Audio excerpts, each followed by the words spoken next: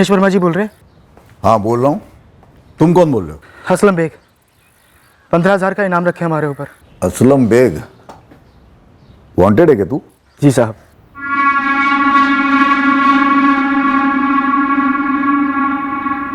खुद को पकड़वा के इनाम पाना चाहता है? नहीं साहब, सिर्फ सरेंडर करना चाहते हैं, ठुकना नहीं है हमें साहब। आजा थाने, पता है ना, या लिखवा दूँ? सर आप एनकाउंटर तो नहीं करेंगे ना? तू थाने तो आजा, फिर सिक्का उछालते हैं। साहब जिंदगी में आप कोई जुर्म नहीं करेंगे, जमानत भी नहीं चाहिए हमको, वहीं पड़े रहेंगे अंदर।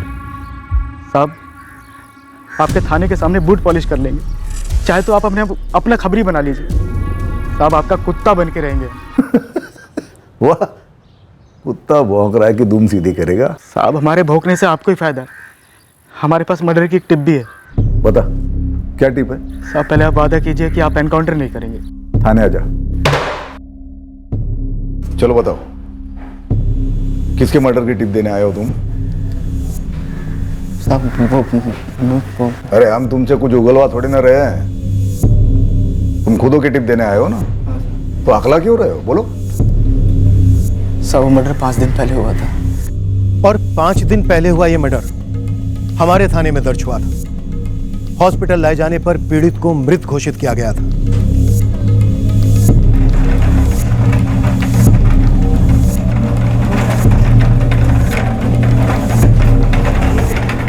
यह मर्डर 5 फरवरी 2018 की शाम को मीनारगंज मार्केट में हुआ था।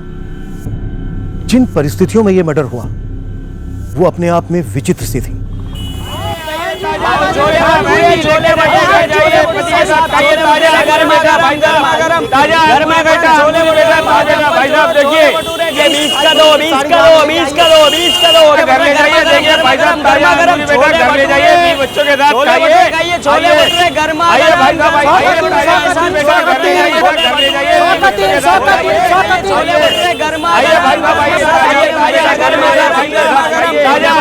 आगरा का ताजमहल ओरिजिनल मार्बल का ताजमहल आज शर्मा जी की दुकान पे सब मिलेगा।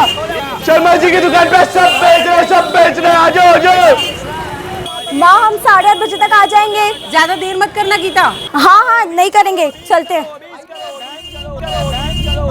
आइए मैडम,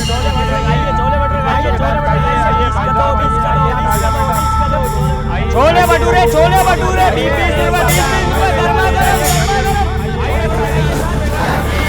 गर्मा गर्म चाय दो।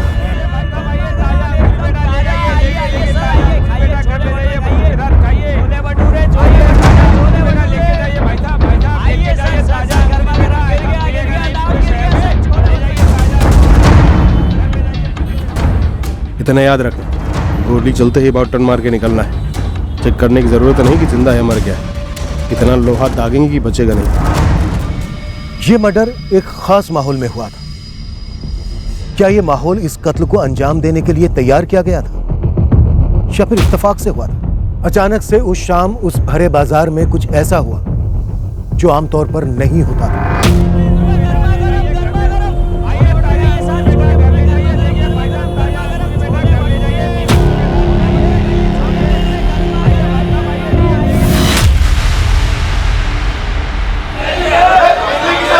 अरे यार ये धंधे के टाइम पे लाइट दुकान वाला किधर भाग कहाँ गया? लाइट कल ही लिया था।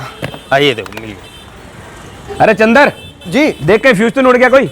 अरे नहीं नरेंद्र भाई, ये सिर्फ अपनी दुकान का ही नहीं पूरे बाजार का पावर ऑफ हुआ है। अरे साहब बिजली कब तक आएगी? देखिए बाजार में धंधे का टाइम अभी शुरू ही हुआ है। चाचा आज रात तो बिजली आने से रही, पूरा ट्रांसफार्मर उड़ गया है। 6-8 लोग लगे हुए ठीक करने में।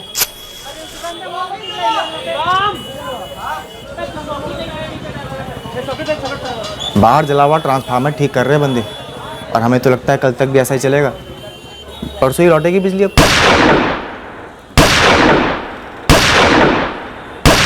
अरे क्या हुआ भाई? ये इस वक्त पटाखे कौन फोड़? पटाखों की नहीं है, गोलियों की आवाज़ है शायद। गोली कहाँ चली भाई? अरे कौन चलाया गोली? गोली कहाँ चली? किधर चली गोली? गोली कहाँ चली? किधर चली गोली? मीनारगंज पुलिस स्टेशन, तुरंत मीनारगंज बाजार चौक पर पहुंचे। गोलीबारी होने की सूचना मिली है। नहीं निखिल, कुछ नहीं मालूम कैसे हुआ, किसने किया। नरेंद्र जी हम बस अभी निकल रहे हैं दुकान के लिए। पापा कैसे हैं? धनीराम जी तुम्हारे पापा को लेकर मंगलम अस्पताल गए हैं। तुम वहीं पहुंचो। मम्मी नरेंद्र भाई साहब और क्या कह रहे थे? तुम्हारे पापा ठीक तो है ना निखिल? बस अस्पताल ले गए, इतना कह रहे थे। अस्पताल? आप चलिए। अस्पताल क्यों ले गए उन्हें? वो बोल तो रहे ना। सर हमने आपको कॉल किया था, हमारा नाम नरेंद्र जैन है, ये हमारी दुकान है। गोलियां किस पर चलाई गई? सुरेश शर्मा जी पर, ये उनकी दुकान है। किसी ने देखा गोलियां किसने चलाई? खून दुकान के अंदर तक फैला हुआ है। सब गोलियों की आवाज़ सुनी, 4 गोलियां चली थी, लेकिन देख नहीं पाए किसने चलाई। वो बाजार की बिजली गुल हो गई थी ना। 4 गोलियां चलाई गई, किसी ने कुछ नहीं देखा? किसी को भागते हुए, गोलियां चलाते हुए कुछ भी नहीं? ऐसा तो कुछ नहीं देखा साहब। साहब हम सब लोग तो लालटेन मोमबत्ती का जुगाड़ करने में लग गए थे। इतने अंधेरे में क्या देखते, और सब क्या दिखता हमें।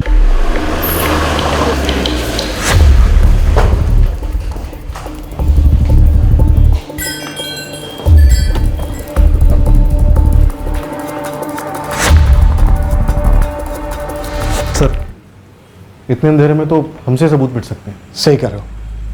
अजय, क्राइम सीन सील करवा दो और फॉरेंसिक को कल सुबह हैंड ओवर कर दो। त्रिपाठी शुक्ला सर, तुरंत बाइक लेकर निकलो। मार्केट के बाहर जहां भी लाइट हो, सीसीटीवी लगे हो, तुरंत फुटेज निकलो। सर जहाँ तक हमें मालूम है मीनारगंज बाजार में तो किसी भी दुकान पर सीसीटीवी कैमरा नहीं है। अब हाल फिलहाल में किसी ने लगवाया हो तो पता नहीं, और बिना बिजली के वो भी किस काम का साहब? यहाँ बिजली आए दिन जाती है? नहीं साहब, आज अचानक से ऐसे पहली बार गई है। और साहब धनीराम जी ने फ़ोन किया था बिजली विभाग में, बोल रहे थे कि ट्रांसफार्मर जल गया, रिपेयरिंग हो रही है। गोली चलने की आवाज के बाद किसने कोई बाइक वाइक जाने की आवाज सुनी? हड़बड़ी में हमने किसी चीज़ को ध्यान ही नहीं दिया, बस वो लाइट के उसमें लग गए थे हम लोग।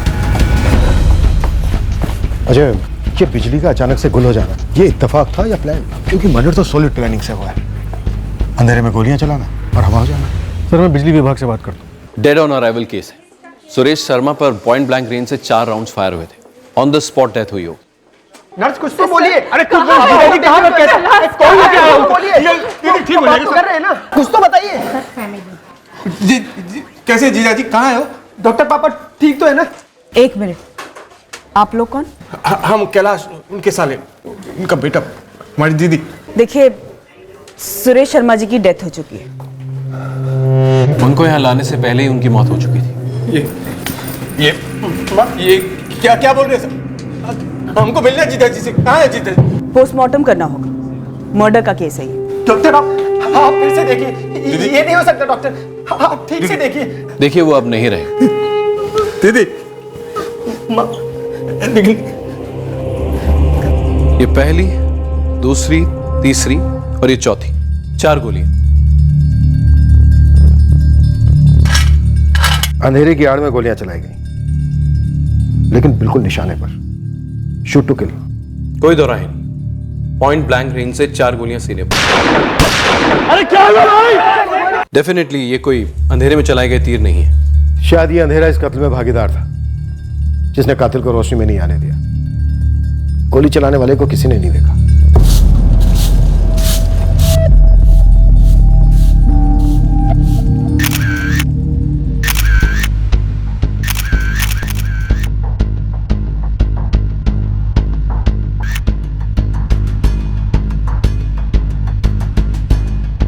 विक्टिम सुरेश शर्मा के जूते कलेक्ट करना मत भूलना, उन्हें इन फुटप्रिंट से मैच करना होगा।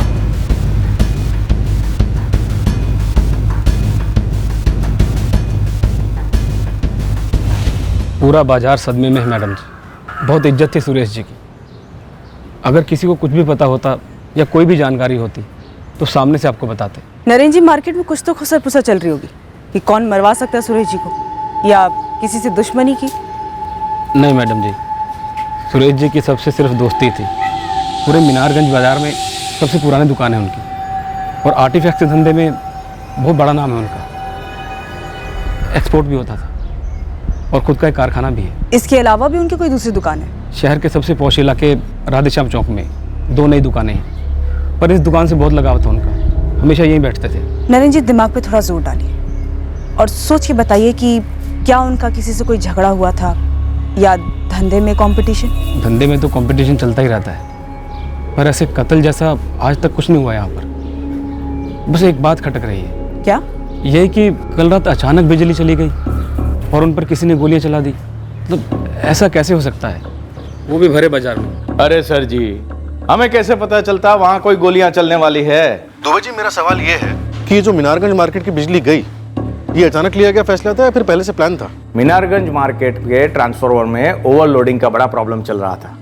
और आप तो जानते हैं बाजार में काफी लोग बिजली की चोरी भी करते हैं। पिछले 3 हफ्तों से ट्रांसफार्मर में हैवी फ्लक्चुएशन दिखाई देने लगी और पिछले 3 दिनों से जब हमारी टीम जांच कर रही थी तब जाकर पता चला कि ट्रांसफार्मर का एक हिस्सा तो जल चुका है। तो बाजार में पहले से किसी को नहीं मालूम था कि बिजली जाने वाली है? हमारी टीम को भी कहाँ पता था। कल शाम को 6:30 बजे अचानक फैसला लेना पड़ा कि ट्रांसफार्मर बंद करके ही मरम्मत की जाएगी। आपकी टेक्निकल टीम जो 3 दिन से काम पर थी, मुझे सबकी सारी डिटेल्स भेजी। कमाल करते हैं सर जी आप भी। हम बिजली विभाग के कर्मचारी भी आप ही की तरह सरकारी नौकर है, अपनी ड्यूटी कर रहे हैं और आप है कि हम ही पर शक कर रहे हो। दुबे जी, शक वक की बात तो भी बहुत दूर की है, हम बस थोड़ी बहुत पूछताछ करेंगे। आप जल्दी से डिटेल्स भेज दीजिए। निखिल, जिस तरह से हमला हुआ उससे तो यही लगता है कि हमलावर तुम्हारे पिता को जान से ही मारना चाहता था। तुम्हारी नजर में है कोई ऐसा जो ऐसा चाहता हो? एक ही आदमी है सर, धर्मेंद्र शर्मा, हमारे पापा के छोटे भाई, हमारे चाचा। कोई खास वजह? वजह हमारी एक पुश्तैनी कोठी है सर। तो हमारे भतीजे निखिल ने हमारा नाम FIR में लिखवाया है। जी धर्मेंद्र सर, आपको हमारे साथ चलना होगा। कमाल है, वो हमारा नाम बोलता है और आप सीधे हमें गिरफ्तार करने चले आते हैं। गिरफ्तार कहाँ कर? आप नामजद हैं, पूछताछ तो बनती है। उसने नाम बोला और आपने FIR में लिख लिया। FIR में नाम लिखने से पहले करते पूछताछ।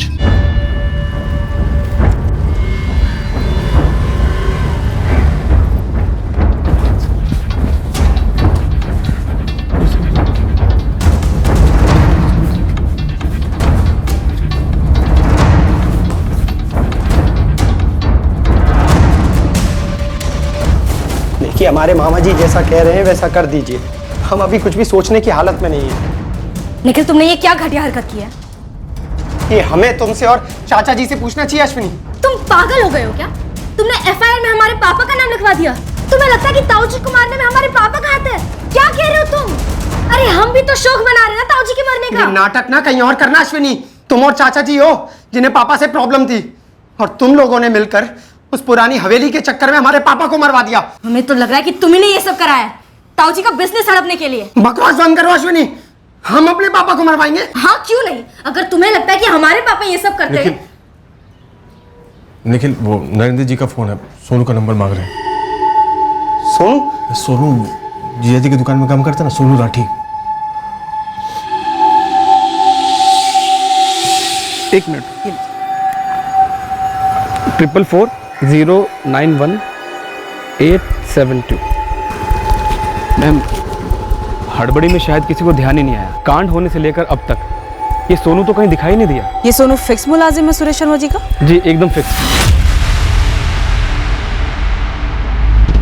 मैम, हमारी डिटेल स्कैनिंग हो चुकी है। 4 बुलेट्स के सेल्स भी बरामद हुए हैं। 33 कैलिबर की गोलियां इस्तेमाल हुई है जो पिस्टल में इस्तेमाल होती है, जो ज़्यादातर प्रोफेशनल सुपारी किलर्स इस्तेमाल करते हैं। डिटेल रिपोर्ट बहुत जल्दी भेज देंगे। इंस्पेक्टर, हमारा भतीजा निखिल बच्चा है, ऊपर से शौक में है, बोल गया होगा नाब शराब, लेकिन आप लोग तो मजे हुए हैं, तजुर्बेकार हैं। धर्मेंद्र जी, हमारा तजुर्बा कहता है कि प्रॉपर्टी को लेकर भाई भाई का कत्ल करवा सकता है। तो आपको लगता है कि हमने अपने भाई को मरवाया, किसी को भेजकर, किसी से गोली मरवा कर? कौन मारेगा गोली? कोई गुंडा, कोई सुपारी लेने वाला ना। जरा सोचिए, माहौल देखिए सर। आपकी पुलिस फोर्स सुपारी लेने वालों को ढूंढ ढूंढ के पकड़ रही है। रोज अखबार में पढ़ते हैं हम, इतने सारे एनकाउंटर हो रहे हैं। तो आपको बेवकूफ लगते हैं कि ऐसे में किसी को सुपारी उपारी देंगे, वो भी अपने भाई को मरवाने के लिए? अब देखिए धर्मेंद्र जी, ये सुपारी शब्द आपकी तरफ से आ रहा है और ये बेकार की पूछताछ आपकी तरफ से हो रही है। अब हो ही रही है तो फिर जवाब भी देते जाइए धर्मेंद्र जी। हथियार आपने दिए थे? ये हथियार खुद लेकर आए थे? क्या आपको पता था कि मीनारगंज मार्केट की बिजली गुल होने वाली है? आपको कोई टिप मिली थी? ये हथियारे गए कत्ल करने और बिजली गुल होना उनके लिए बोनस था। आप भी गए थे हथियारों के साथ? हम 10 बजे तक अपने मसाले की दुकान पे थे सदर बाजार में, और वहां कोई बिजली नहीं गई थी। करीब 9:30 बजे हमारे पास हमारी बेटी अश्विनी का फोन आया कि ऐसा ऐसा हो गया है। क्यों? उससे पहले शूटर का कॉल नहीं आया कि काम हो गया है? देखिए, हम किसी शूटर वूटर को नहीं जानते। और एक पुश्तैनी कोठी के लिए हम अपने भाई का कत्ल नहीं करवाएंगे, कभी नहीं। तो फिर किस लिए करवाया धर्मेंद्र जी, वो कारण बता दीजिए। इंस्पेक्टर, वो कोठी ही थी जो सुरेश भैया और हमारे बीच में दीवार थी, और उसका फैसला किसी के मरने मारने से नहीं हो सकता था। मामला कोर्ट में है और कोठी पे ताला पड़ा हुआ है।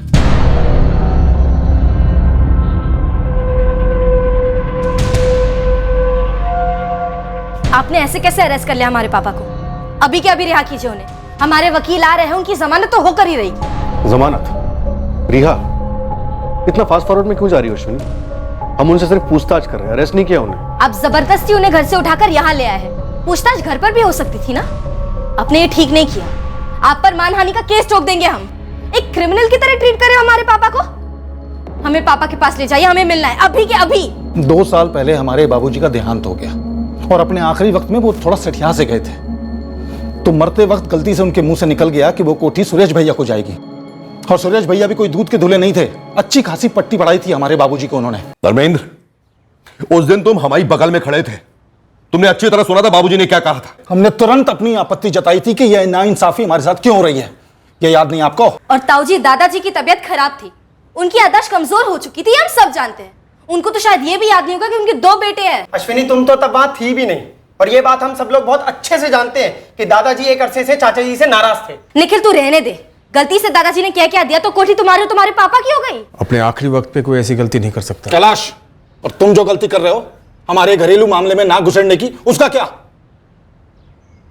तुम सिर्फ सुरेश भैया के साले हो, हमारे परिवार का हिस्सा नहीं। कई सालों से बाबूजी तुमसे नाराज थे, कई मसलों को लेकर, और तुमने कोई कम कोशिश नहीं की उनका मन बदलने की। और आपने भी कोई कम कोशिश नहीं की उनके मन में जहर घोलने की हमारे खिलाफ। बकवास मत करो धर्मेंद्र, जो बाबूजी ने कहा बस वही होगा। बाबूजी की भाई मर्जी थी, बरसों से। अगर बरसों से यही मर्जी थी तो अब तक वसीयत बन चुकी होती। और अदालत में जबानी बोली गई बातों के कोई मायने नहीं होते। अदालत? क्या धर्मेंद्र, अदालत? तुम केस करोगे हमारे खिलाफ? सुरेश भैया, आप हमारे साथ नाइंसाफी करेंगे तो इंसाफ लेने कहां जाएंगे हम, बताइए? ताऊजी, हम कोठी आधी आधी बांट लेते हैं, सबका भला इसी में है, वरना हमें अदालत जाना पड़ेगा। सुरेश भैया के पास कोई सबूत नहीं था कि कोठी बाबूजी ने सिर्फ उनके नाम पे की थी, कोई वसीयत नहीं थी। 2 साल से कोर्ट में केस चल रहा है।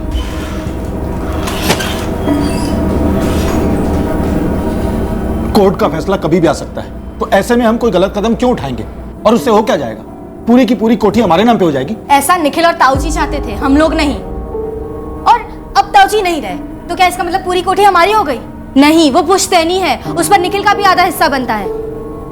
सर, हो सकता है कि ये सब निखिल नहीं कराया हो और अपने ऊपर से शक हटाने के लिए मेरे पापा पर सब कुछ थोप रहा है। सर, ताऊजी बहुत स्ट्रिक्ट फादर थे, बहुत दबदब कर बड़ा हुआ ये निखिल। इतने सालों से गुस्सा पाल के रखा होगा।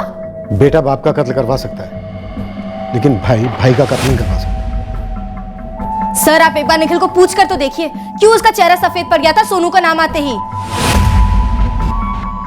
सोनू कौन?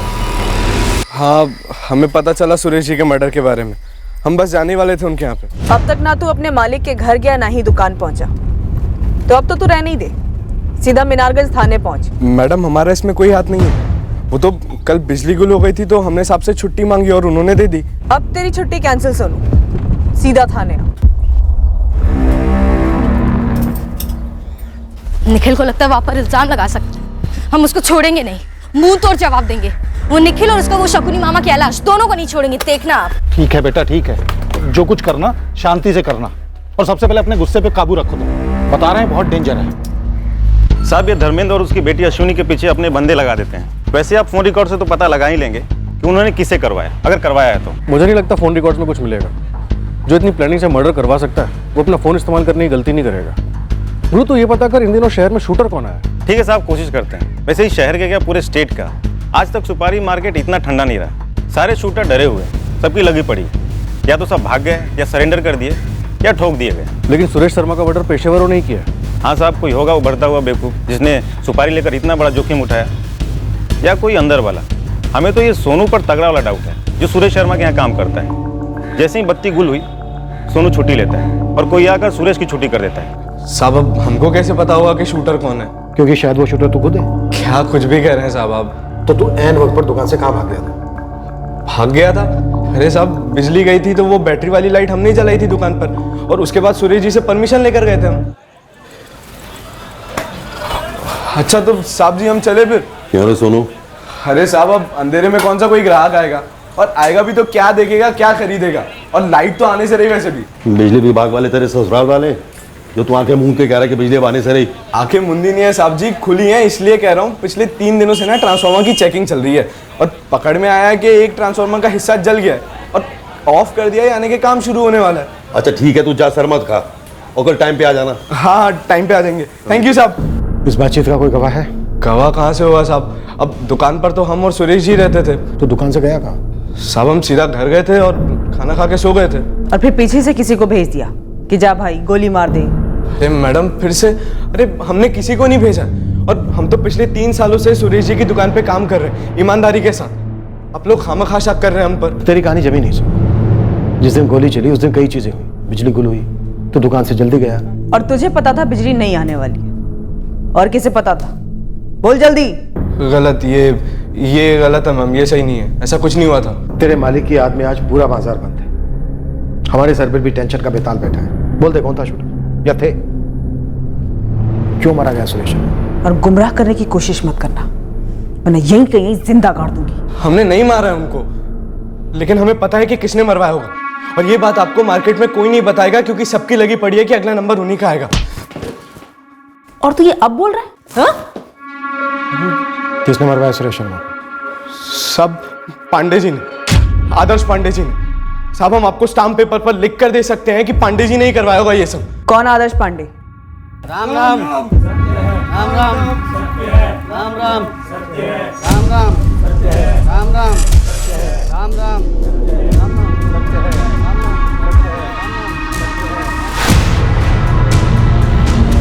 पांडे जी की भी मीनारगंज मार्केट में सुरेश जी जैसी दुकान है।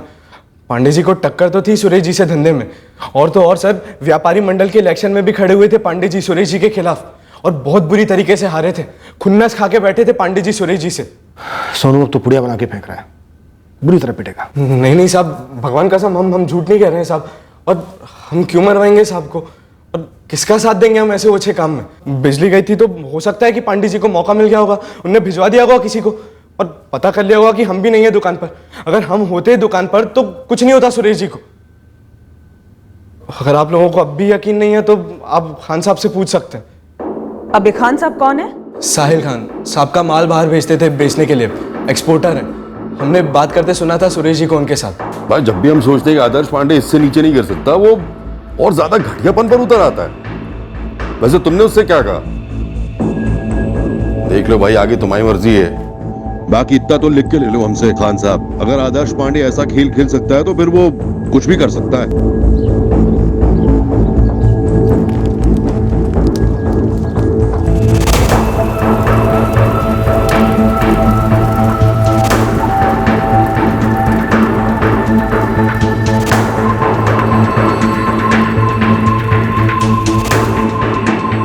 आदर्श पांडे को उठा, लेकिन इस सोनू पर भी 24 घंटे नजर रखो, ये कहीं भाग ना पाए।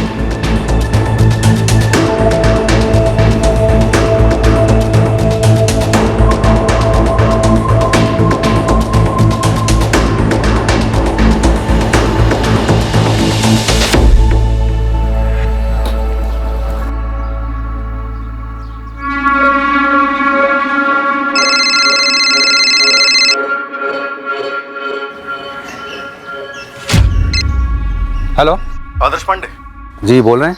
सब इंस्पेक्टर अजय उपाध्याय बोल रहा हूँ, मीनारगंज थाना। हुकुम सर। पुलिस थाने आ सकते हो अभी? ये सुरेश भाई के मामले को लेकर? जी, सुरेश शर्मा के मर्डर को लेकर। हाँ हाँ बिल्कुल आ सकते हैं। अभी तो हम उन्हीं की शोक सभा में जा रहे हैं, खत्म होते ही हाजिर हो जाते हैं। दीदी, जीजा जी को जिसने भी मारा हम उन्हें नहीं छोड़ेंगे, निखिल और हम मिलकर सब कुछ संभाल लेंगे। मम्मी, ये धर्मेंद्र चाचा का ही किया कराया है। अदालत भले पूरी कोठी उन्हें दे दे, पर धर्मेंद्र और अश्वनी को छोड़ना मत, उन्हें सजा मिलनी चाहिए। सजा तो मुंह तोड़ मिलेगी उन्हें, और रही बात कोठी की, वो भी उनको नहीं मिलेगी। वो कोठी निखिल की थी, है और रहेगी। साहब, मुझे लगता है कि ज़रूर कोई पुलिस के पास गया होगा। पक्का किसी ने चुगली की है। देखो गुरु, ये किसी सातिर शूटर का काम नहीं लगता है। सब जगह सन्नाटा है। काम तो पेशेवर का ही है। खुलेआम गोली चली और साइलेंसर भी नहीं लगा था। अगर पेशेवर शूटर होते तो वो बाइक से मार्केट में घुसते धूल उड़ाते हुए और वैसे ही निकलते। हुआ कुछ ऐसा? अरे पैदल आए होंगे और पैदल ही निकल गए होंगे। रेल और बस के अड्डे पे 5 और 6 फरवरी पे किसी भी हिस्ट्री सीटर की शहर से जाने की कोई खबर सामने नहीं आई है। पर कत्ल तो हुआ है, और बाकायदा सुपारी वाला। देख, जब शूटर मिलेंगे तब मिलेंगे। गन का पता कर, कहीं से तो गन खरीदा होगा। किसने बेची, कब बेची, कहाँ बेची? सर, बाजार का पूरा इलाका छाना। मीनारगंज की 500 मीटर की दूरी में किसी भी दुकान पर सीसीटीवी कैमरा नहीं है सर। लेकिन सर, सदर बाजार के दूसरे छोर पर 2 दुकानों के बाहर सीसीटीवी कैमरे लगे हुए मिले, पर फुटेज में कोई भी हड़बड़ा कर भागते भागते नहीं दिखा। मतलब शूटर पहले से बाजार में घात लगाए बैठे हुए, बिजली जाने के बाद आराम से आए, गोलियां दागी और भाग निकले। सर, पूरे चांसेस हैं कि वो गोली चलाकर बाजार में ही आराम से घूम रहे हो। एक तो अंधेरा था, ऊपर से भीड़ वाला टाइम था, तो भागने की जरूरत ही ना पड़ी हो। चुपचाप भीड़ में घुल मिल गए होंगे। सारे व्यापारियों की राय है कि बाजार और 4 दिन बंद रखा जाए और एक मोर्चा निकाला जाए। हमारे खिलाफ? हम पर दबाव बनाने? नहीं, बिल्कुल नहीं। ये जुल्म के खिलाफ आप लोगों ने जो एक आंदोलन चला रखा है पूरे राज्य में, हम उसकी सराहना करते हैं। लेकिन सुरेश शर्मा जी एक इज्जतदार आदमी थे, सबसे अच्छे रिश्ते थे उनके। सब हैरान हैं। ये गैंग वैंग को आप निपटा रहे हो, फिर भी एक नेक इंसान पे गोली चलती है। अरे कैसे दुकानदार धंधा करेगा ऐसा भय के माहौल में? ऐसे नेक आदमी से आपकी तो खूब बनती होगी आदर्श पांडे जी। अरे मैडम, हमारी दोस्ती तो जमने जमाने से परे थी। हम लोग एक ही धंधे से नहीं, समझो एक ही माँ के बच्चे थे। अरे सुरेश जी मेरे बड़े भाई जैसे थे। पांडे जी, ये लीपा पोते कहीं और आजमाइए। सुरेश शर्मा से व्यापारी मंडल का चुनाव हारे थे आप, और उनके ग्राहक भी तोड़ रहे थे। धंधे में तो कंपटीशन चलती ही है, और इलेक्शन में हार जीत तो लगी रहती है। इसका मतलब ये नहीं है कि हर हारने वाला जीतने वाले को मरवा दे। हम व्यापारी हैं, और जैसे पूरे देश में डेमोक्रेसी चलती है ना, वैसे हमारे मंडल में, हमारे धंधे में भी वही चलती है, डेमोक्रेसी। पांडे जी, एक्सपोर्टर साहिल खान को आपके सामने खड़ा करूं? सुरेश शर्मा का खास क्लाइंट। 2 महीने पहले जिसे आपने बुलाकर एक्सपोर्ट ऑर्डर आपके साथ फिक्स करने की गुजारिश की थी, रेट कटिंग की, सुरेश शर्मा को काटने, उसका बिजनेस खत्म करने की साजिश की। जब आदर्श जी ने हमें अपना ऑफर बताया तो मन ही मन हम हंस पड़े थे सर। आदर्श पांडे सुरेश शर्मा को बिजनेस में काटना चाहता था? बिल्कुल सर।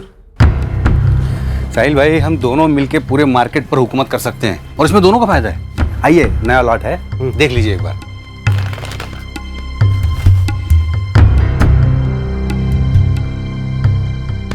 दस टका कम। हाँ, सुरेश भाई से 10% कम। बस अपने सारे ऑर्डर हमें दे दीजिए और 10% और मुनाफा कमाइए। और ये 10% डिस्काउंट कब तक रहेगा? जब तक के सूरज चांद रहेगा। जाहिर है हमने उनसे हाथ नहीं मिलाया, क्योंकि सुरेश जी के साथ में हमारे अब्बा ने सिर्फ हाथ नहीं मिलाया था, बल्कि गले भी मिले थे। और आपने सुरेश शर्मा को आदर्श पांडे के इस ऑफर के बारे में बताया? हमने फौरन उन्हें बता दिया। हम नहीं चाहते थे कि सुरेश जी को इस बात का पता बाहर से चले, और ऐसे भी धंधे की नजर से देखे तो हमें सुरेश जी की गरज ज्यादा थी, क्योंकि वो इस धंधे में मजबूत खिलाड़ी थे। धंधे में हरा नहीं पाया तो जान से मरवा डाला उन्हें। अच्छा ठीक है, हम मानते हैं नहीं बनती थी, हमारी दुश्मनी थी, लेकिन इतना समझ लीजिए आप, ये सुरेश शर्मा भी कोई दूध का धुला नहीं था। हमारे जैसे कई लोगों के साथ रंजिशें रही होंगी उसकी। टेढ़ी उंगली से घी बखूबी निकाल लेता था, चालाक। अरे वाह आदर्श पांडे जी, थोड़ी ही देर में राम से रावण हो गए सुरेश शर्मा जी। अभी थोड़ी देर पहले तो पता नहीं क्या क्या कह रहे थे, बड़े भाई जैसे थे, हमारी दोस्ती जमने जमाने से परे थी। देखिए, अब कोई चल बसे तो 2 अच्छे शब्द बोलने पड़ते हैं, रिवाज है। लेकिन सच्चाई यही है कि इस मार्केट में ना अच्छाई का कोई स्कोप है ना सच्चाई का। बंदूक की नोक मार्केट तय करती है, और आप लोग तो जान के भी अनजान बन जाते हैं। अरे गुंडों के हाथों से हम भी लूटे हैं। ये गैंगस्टर लोग अपनी वसूली करते ही हैं। सीधे सीधे बोलिए पांडे जी, ऐसे किस गैंगस्टर को पाल रखा था आपने जब उससे वसूली करने निकले और उसके हाथों सुरेश शर्मा को मरवाया? अब रहने भी दो साहब, एक तो सुरेश शर्मा से हमारी बनती नहीं थी तो हम धंधे में काटते, गला नहीं काटते। दूसरी बात, बाजार में कोई आता है सरेआम गोली चला के चला जाता है, कोई कुछ नहीं बोल रहा है डर के मारे, क्योंकि अगर कुछ बोला तो अगला नंबर उसका होगा। आपको तो डर नहीं होगा? देखिए, जहां तक हमारी बात है, हमारी दुकान सुरेश शर्मा की दुकान से काफी दूर है, इसलिए हमने तो सच में कुछ देखा ही नहीं। वैसे जैसे किसी ने आपको हमारी और सुरेश शर्मा की दुश्मनी के बारे में बताया, किसी ने आपको यह नहीं बताया कि उनका एक दूसरा कारोबार भी है, ये आर्टिफैक्ट्स के अलावा। दूसरा क्या कारोबार? जमीन का।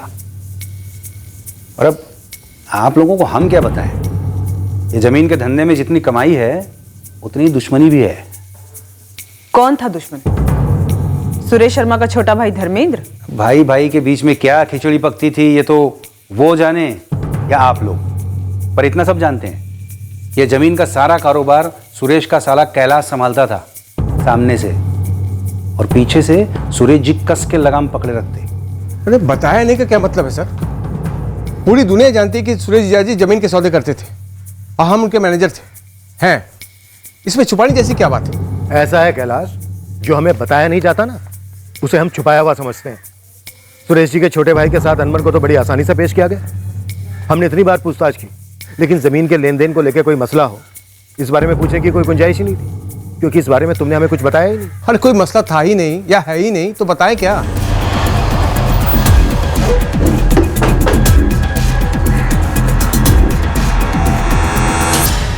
सर वैसे तो सारा काम कैलाश जी ही संभालते हैं, सुरेश जी तो बस दोपहर में आते, ठीक 2:30 बजे, और 5 बजे तक निकल जाते। हमें पता चला है कि कैलाश और उसके जीजा सुरेश के बीच कुछ अनबन थी। सर देखिए, हमको यहाँ पे सिर्फ 4 महीना ही हुआ है सर, हमको इस अनबन के बारे में भला क्या पता होगा सर। मतलब अनबन थी, पर क्या थी, क्यों थी, ये तुम्हें नहीं पता? सर हमको कुछ नहीं पता है सर, आप उस मंगल से बात कीजिए ना, वो मंगल अग्रवाल। कौन है मंगल अग्रवाल? हम उसी की जगह पर आए हैं। 4 साल से मंगल ही कैलाश जी और सुरेश जी के साथ यहाँ काम कर रहा था। कहाँ मिलेगा मंगल? उसका नंबर है? निखिल, तुमने बताया नहीं कि तुम्हारे पापा और तुम्हारे मामा के बीच में मनमुटाव था? मैडम, जब कुछ पता ही नहीं था तो क्या बताता, और मामा जी तो घर के हैं, हर मुश्किल में साथ खड़े रहे हैं। वो मर्डर करवा सकते तुम्हारे पापा का? मैडम, आपको क्या पता चला है, पहले आप वो बताइए हमें।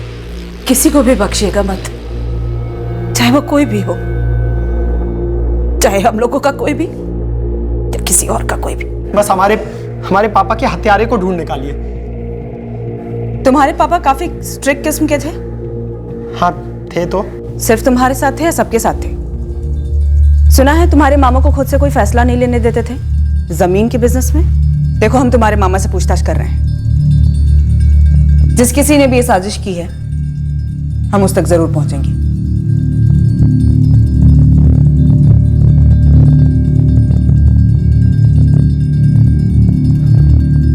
मम्मी, हमें नहीं लगता ये कैलाश मामा का कराया हुआ है। दरअसल उन्हें ना इस समय घसीटने की कोशिश की जा रही है। अश्विनी,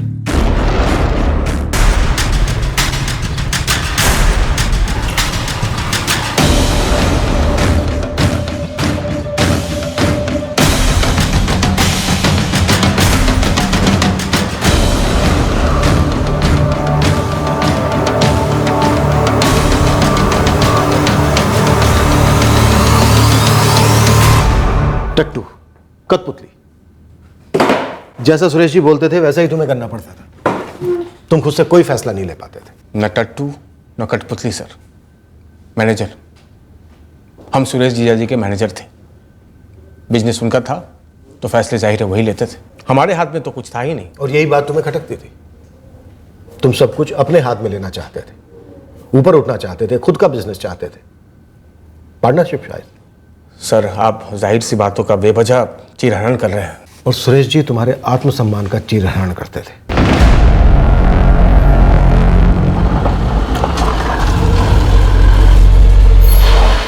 अरे सर, हमको दूसरा जगह नौकरी मिल रहा था बढ़िया तनख्वाह पे, इसलिए हम सुरेश जी की नौकरी छोड़ दिए। आपको ना गलती थोड़े ना की है सर। अरे कोई गलती नहीं की, पर इतना बता कि क्या कैलाश और उसके जीजा सुरेश के बीच में अनबन थी क्या? तूने वहाँ पे 4 साल काम किया, कुछ तो बता सकता होगा। अरे सर, अनबन तो बराबर के लोग में होता है ना, और सुरेश जी और कैलाश जी खाली नाम के लिए जीजा साला थे, बाकी रिश्ता तो वह नौकर और मालिक वाला था। सुरेश जी कैलाश जी को 4 लोगों के सामने ही फटकार देते थे। नहीं प्रदीप, ये सौदा तो होने जरा। हमारी तरफ से कैंसिल है। अरे शर्मा जी, बात इतनी आगे बढ़ गई है और अब आप ऐसी बातें कर रहे हैं। हमने एक बार कह दिया डील कैंसिल है, मतलब कैंसिल है। जीजा जी वो रेट अच्छा मिल रहा था। अल्ताफ बिल्डर्स वाली फाइल तैयार की तुमने? जीजा जी हमने सब जगह पता करके प्रदीप से बात आगे बढ़ाई थी। पता किया था तुमने? तो फिर तुम्हें यह कैसे पता नहीं चला कि जिस रेट पर प्रदीप तुम्हें उल्लू बना रहा है उसे 500 रुपए पर स्क्वायर फीट के एक नहीं दो ऑफर्स आए सामने से। खड़ा करूं दोनों पार्टी को तुम्हारे सामने? और मगर तो इस प्रदीप वाली डील में तुझे कमीशन ऊपर से मिल रहा है। हमको ऊपर से किस बात का कमीशन मिलेगा मालिक? अबे ये देखा तुझे तेरा छोटा वाला हिस्सा और बड़ा वाला हिस्सा ये खुद निकलेगा। अरे नहीं नहीं मालिक। जीजा जी आप हम पर शक कर रहे हैं। कम से कम एक मामूली वर्कर के सामने तो आप हमें। अबे यहां कोई खैरात खाना नहीं खोल रखा हमने रिश्तेदारों के लिए। अब आप बिजनेस संभालने के लिए तनख्वाह दी जाती है तुम्हें। तुम भी एक वर्कर ही हो, कोई मालिक नहीं हो जो सीधे सीधे जाके फैसले ले तो बिना हमसे पूछे। और सर ये कोई इक्का दुक्का किस्सा नहीं था, लगभग रोजे होता था और बीच में पिसते थे हम। कैलाश जी की सुनो तो सुरेश जी हमको गाली देते थे और बाद में कैलाश जी हम पर चिल्लाते थे। तंग आ गए थे बिल्कुल। रोज़ उनका झगड़ा सुनो, रोज़ उनका गाली सुनो। हम बस इंतजार कर रहे थे कि हमको कोई बढ़िया जगह नौकरी मिल जाए। क्या कैलाश अपने जीजा का कत्ल करवा सकता है? सर एक कत्ल उतल के मामले में हमको मत घसीटिए। सुरेश जी के जाने का हमको दुख है, पर कौन किसको मरवा सकता है ये हम कैसे बता पाएंगे सर? हमें सुरेश जीजा जी की बातों का गुस्सा जरूर आता था, लेकिन हर बारी हम कुछ नया सीखते भी थे, इसलिए इज्जत करते थे उनकी। और वो निखिल को क्या कम डांटते थे, उसके फिजूल खर्चों में ऐसी क्लास लेते थे कि पूछो मत। तो इसका मतलब ये हो गया कि हम दोनों ने मिलकर जीजा जी को मार डाला। एक मिनट, हम दोनों? हम बात सिर्फ तुम्हारी कर रहे हैं कैलाश, ये बीच में निखिल कहां से आ गया? बेटा सर हम आपके हाथ जोड़ते हैं, हम वैसे ही बहुत दुखी हैं और आप ऐसा भद्दा आरोप लगाकर हमारा टेंशन मत बढ़ाइए। हमारी दीदी के पति थे सुरेश जी, हमारे बड़े भाई और बाप समान थे वो। 2 हफ्ते पहले तुम्हें इस नंबर से फोन आया, 44490871। फर्जी नाम, फर्जी एड्रेस। क्या ये इत्तेफाक है कि यही नंबर सुरेश जी के फोन रिकॉर्ड्स में भी है? और तुम्हें कॉल आने से ठीक एक दिन पहले इसी नंबर से सुरेश जी को कॉल आया था। अब ये नंबर बंद है। तो सर तो ये कि ये नंबर किसका है? क्योंकि फर्जी नाम, फर्जी एड्रेस फर्जी लोग इस्तेमाल करते हैं, जैसे कि क्रिमिनल्स। प्रॉपर्टी और बिल्डिंग लाइन में लोग 19-20 होते ही हैं। पूरे दिन में दर्जनों कॉल आते हैं हर जगह से, हर किस्म के लोगों से। अब सब थोड़ी नहीं याद रहेगा सर। कमाल करते हैं आप। पर मर्डर रोज रोज नहीं होते कैलाश। 24 घंटे दे रहा हूं कैलाश, अच्छे से दिमाग पर जोर डालकर इस नंबर की डिटेल बताओ, क्योंकि यही एक नंबर है जो हमारे शक के दायरे में है। हम तो इस नंबर का इतिहास भूगोल निकालेंगे, तुम सामने से बता दोगे तो अच्छा रहेगा तुम्हारे लिए।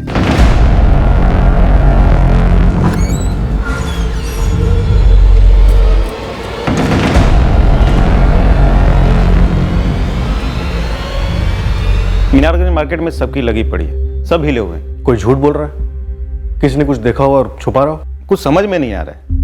हिस्ट्री शीटर की पूरी लिस्ट खंगाली। गुरु, ये कौन नया है जो मार्केट में आकर गोली चला गया? एक सुझाव है जिससे मार्केट के लोग सामने आ सकते हैं। बोल। पोस्टर छपवा दो और एक नंबर दे दो, जिसको भी कुछ भी पता हो फोन करके बताए। नाम गुप्त रखा जाएगा, कोई ना कोई जरूर सामने आएगा। जिसको सामने आना हो वो पीसीओ से भी कॉल कर सकता है। मैडम आप सही कह रही हैं, लेकिन जब पुलिस सामने से बोल रही है कि पहचान गुप्त रखा जाएगा तो लोग हिम्मत करेंगे। अभी नहीं बोल रहे हैं क्योंकि अगला नंबर उनका भी हो सकता है। आखिर इतने बड़े आदमी का खून हुआ है और सामने वाले ने पेशेवर का इस्तेमाल किया है। और वैसे भी बहुत लंबी लिस्ट है आपके पास, एक एक संदिग्ध के पीछे कितना लंबा जाएंगे? ये तो पक्का है कि कोई जानता है, पर बोल नहीं रहा है। सर हम सुरेश शर्मा की हर दुश्मनी अरमान का एंगल तो खंगाल ही रहे, लेकिन शूटर के बारे में कोई भी जानकारी सामने से नहीं आ रही। और एक बार शूटर हाथ लग जाए तो मास्टरमाइंड पे उंगली अपने आप दब जाएगी। हाँ ये भी चांस है को पोस्टर देके गलत फायदा भी उठा सकता है, अपनी भड़ास भी निकाल सकता है। और सर ये भी तो चांस है कि उस अंधेरी रात में चली गोलियों के राज पर रोशनी गिरे।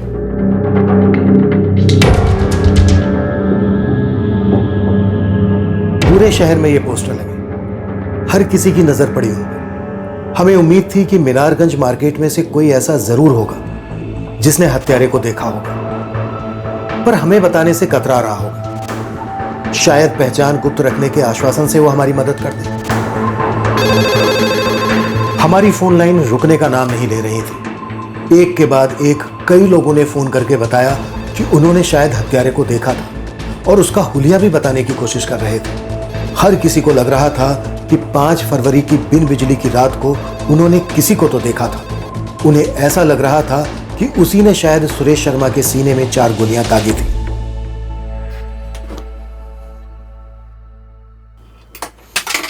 पर उन सारे फोन कॉल्स में से एक ऐसा कॉल आने वाला था जो हमें एक तगड़ी जबरदस्त लीड देने वाला था, उस शख्स के बारे में जो कत्ल की रात मीनारगंज मार्केट में मौजूद था। तब से मौजूद था जब बिजली थी और तब तक था जब बिजली कट गई। पर इस कॉल के आने के पहले हमारे हाथ एक और सुराग लगा।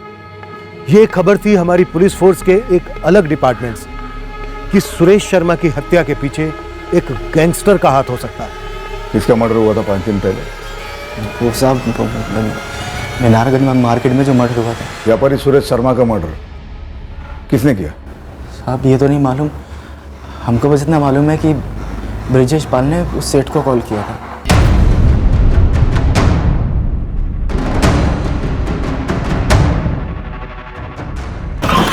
ये ब्रिजेश पाल हिस्ट्री शीटर है, वांटेड है। हाँ विक्रम, हम उसे ट्रैक कर रहे हैं। यह असलम बेग बता रहा था कि ब्रिजेश पाल ने सुरेश शर्मा से रंगदारी मांगी थी, एक्सटॉर्शन कॉल किया था।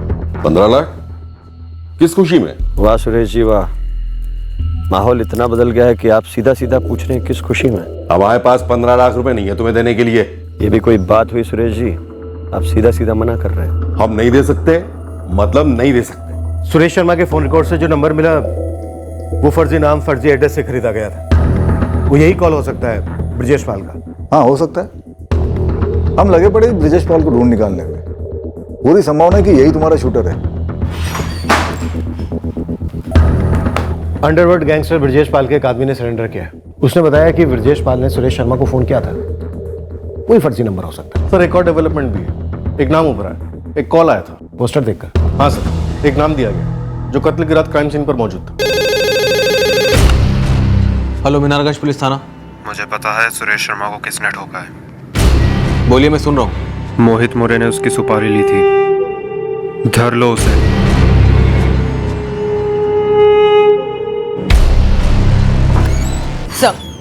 सर मोहित मौर्य लोकेट हो गया है।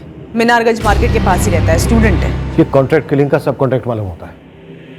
शायद ब्रिजेश पाल ने एक स्टूडेंट का इस्तेमाल किया होगा शूटर के तौर पर। उठा लो मोहित मौर्य।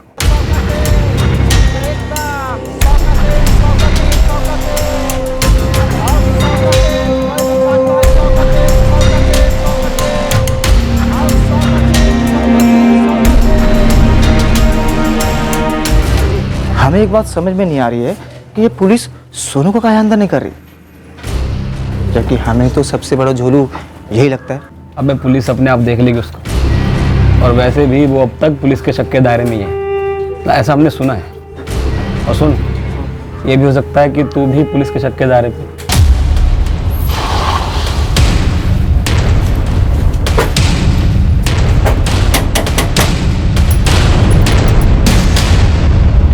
जी, मोहित मौर्य है।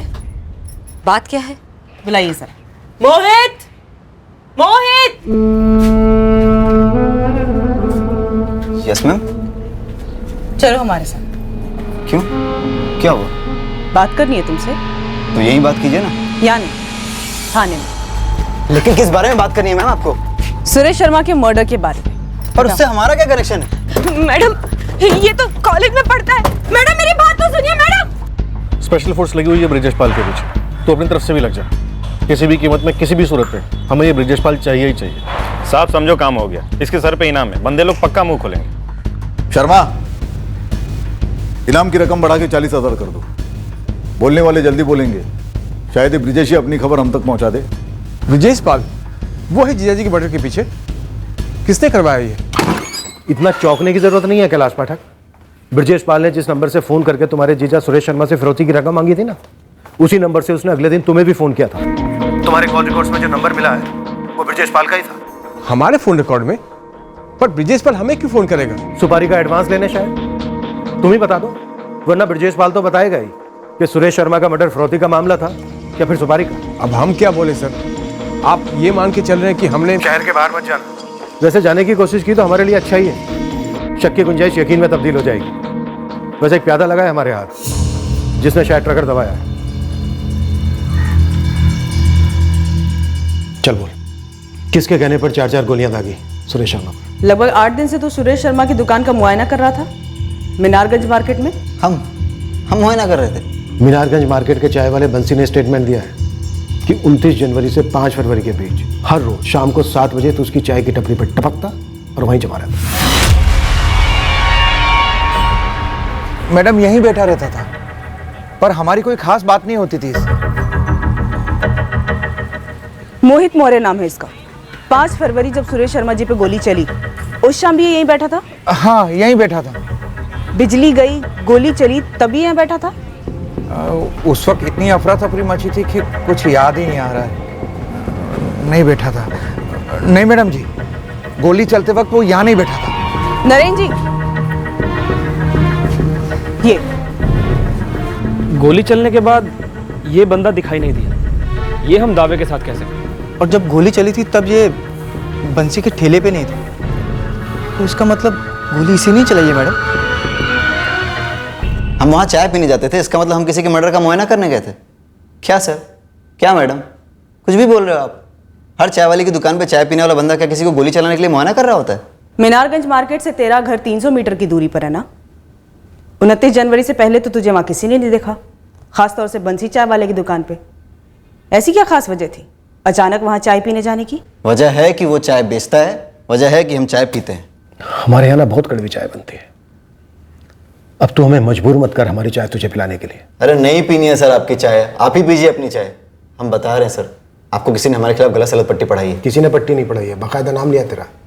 किसने लिया और क्यों लिया? सिर्फ हम चाय पीने जाते थे इसीलिए? सीधी तरह बोल, जो सुपारी ब्रजेश पाल ने तुझे दी, वो सुपारी उसे किसने दी? अब ये ब्रिजेश पाल कौन है? जिसके लिए मीनारगंज मार्केट में तूने सुरेश शर्मा को ठोक दिया। सर पहले आप लोग ये बताइए कि आपको इस केस में हमें फंसाने के लिए किसने सुपारी दी है? बात को ये गोल गोल मत घुमा, जितना पूछ रहे हैं उतना जवाब दे। गोल गोल तो आप लोग घुमा रहे हो सर। हमारा बाजार में चाय पीने का मकसद कुछ और है। क्या मकसद है? वो पर्सनल है, हम नहीं बता सकते। अरे पर्सनल ही रहेगा, कल के न्यूज़पेपर में छपेगा नहीं। बोल। सॉरी सर, पहले आप लोग ये बताइए कि हमारा नाम किसने लिया? कंचन, पता कर हमारा नाम किसने पुलिस को दिया। ब्रजेश भैया, हमको लगता है असलम ने मुंह खोल डाला। 6 दिन पहले ही सरेंडर कर दिया। भैया वही एक ऐसा बंदा है जो जानता है आपके और सुरेश का बात हुआ था। असलम तो पहले से फट्टू था साला। पुलिस की क्या मूवमेंट है? भैया इनाम बढ़ा दिए आप पे, पूरे 40,000 कर दिए। कंचन, हमें यहाँ से निकलना है, हमारा रास्ता तैयार करो फौरन। भैया हम अभी काम पे लग जाते हैं। और भैया सबसे पहले ये नंबर बंद कर दो, कहीं दूर फेंक दो। सही बोल रहे हो, हम रात को तुमको दूसरे नंबर से फोन करेंगे। हाँ कैलाश मामा, आपने ये बात पुलिस को क्यों नहीं बताई? क्योंकि निखिल हमें ये बात सूझी नहीं। हमें ये बात सूझी ही नहीं कि ब्रजेश पाल इसके पीछे हो सकता है। दीदी आप तो ऐसी शक की नजर से हमें ना देखिए। देखिए हम दावे के साथ कह सकते हैं कि चाल चल रहा है। हम मानते हैं कि ब्रजेश पाल ने हमको फोन किया था। क्यों किया था? अरे यही बात तो इससे हमने पूछा। अरे हमें क्यों फोन कर रहे हो भाई? हम कहां से पैसे देंगे तुम्हें? कैलाश तुमसे कौन मांग रहा है पैसा? पैसा तुम्हारे जीजाजी के पास है, उनसे निकलवाओ। हमसे ये नहीं होगा, और हमसे क्या किसी से नहीं होगा कि जीजाजी से पैसे निकलवाए। तुम्हें यकीन नहीं होता ना तो तुम उन्हीं को फोन कर लो ना, सब उन्हीं के हाथ में है, हमारे हाथ में कुछ नहीं है। डरका रहे हो बेटा हमको? मतलब साला माहौल क्या बदला, तुम लोगों के तेवर बदल गए? अरे कोई तेवर नहीं बदले भाई, हमारे हाथ में कब क्या था फैसला लेने जैसा। और आपने ये भी बताना जरूरी नहीं समझा कि ब्रजेश पाल ने पापा को ही फोन किया। क्या पापा ने मना किया था पैसे देने से? हमें नहीं मालूम कि ब्रजेश ने जीजाजी को फोन किया था या नहीं, हमें तो पुलिस ने बताया तब हमको ध्यान आया। और लेकिन हमें लगता है कि ब्रजेश ने हमें और जीजाजी को खुद से फोन नहीं किया होगा, उसके पीछे वो जीजाजी के भाई धर्मेंद्र और अश्विनी, उसने करवाया होगा। एक जीजाजी को मरवाने और दूसरा हमें फंसाने। लेकिन कैलाश ये बात तुमने खुद नहीं बताई, ना हमको ना पुलिस को। हाँ नहीं बताई दीदी, क्योंकि हमको ये बात सूझी ही नहीं कि ये बातें जुड़ी हुई है आपस में। एक फिरौती लेने वाला पापा पर गोली चलने के 2 हफ्ते पहले उन्हें फोन करता है और उसके ही अगले दिन आपको फोन करता है, और इतनी बड़ी बात आपको सूझी ही नहीं। देखो निखिल, हम दीदी की कसम खा के कहते हैं कि हमारा कोई हाथ नहीं है इसमें। देख मोहित, जब तक तू हमें ये नहीं बताएगा कि पिछले एक हफ्ते से तू चाय वाले बंसी के ठेले पर क्यों बैठ रहा था, तू यहां से बाहर नहीं जा पाएगा। सर, एक लड़की है। चल सुना कहानी। कहानी नहीं, सच है सर। हम उसे गर्लफ्रेंड बनाना चाहते हैं। प्यार हो गया उससे। कोशिश कर रहे थे कि कम से कम पहले फ्रेंडशिप तो हो जाए।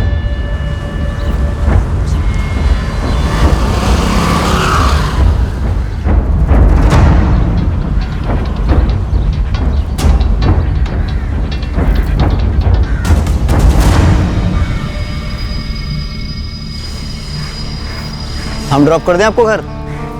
गीता, गीता, गीता, हमारा नाम मोहित है। हम सीताराम कॉलेज में 3rd ईयर बीएससी में पढ़ते हैं। गीता, सुनो। गीता, गीता, गीता नाम है उसका। मिनारगंज मार्केट में रहती है वो। हम उसे देखने उसकी नज़र में आने के लिए वहां बैठते थे।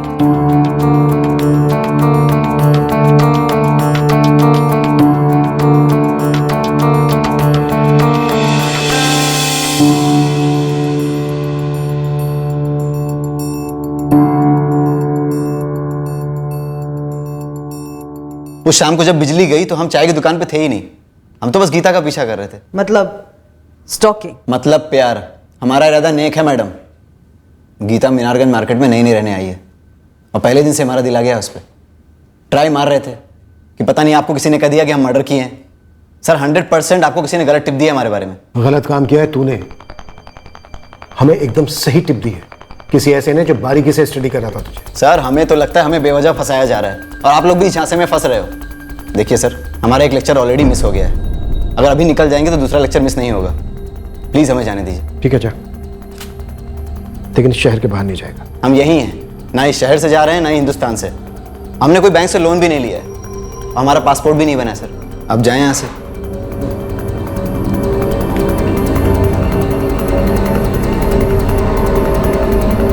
और मैडम, आपने जो स्टॉकिंग की बात कही थी ना, उससे हमें आपत्ति है क्योंकि हमें लगता है गीता अब हमें लाइक करने लगी है।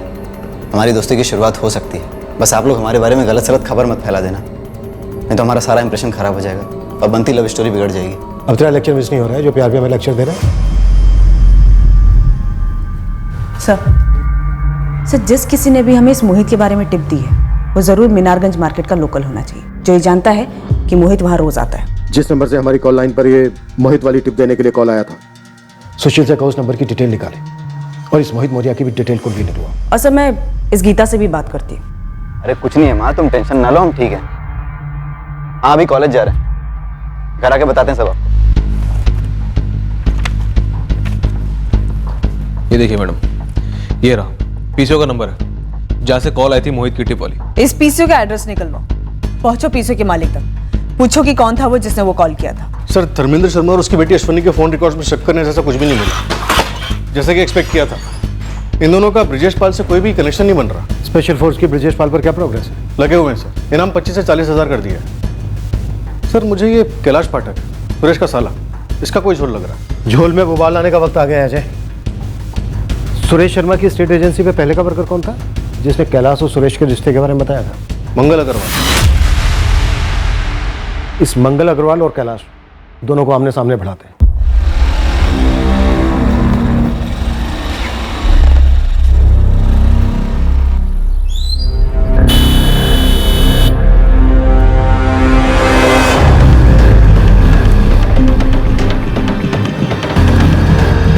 चल भगा भगा, गाड़ी भगा। आप लोग सिर्फ हमारा नाम ही नहीं, हमारी जिंदगी भी बर्बाद कर रहे हैं। हमारे आप लोग का भरोसा गवा रहे हैं हम। सर, सुरेश अपनी जान गंवा चुका है। बैठो कैलाश। लेकिन सबूत नाम की चीज नहीं है आपके पास कि हमने ही जीजाजी को मरवाया है।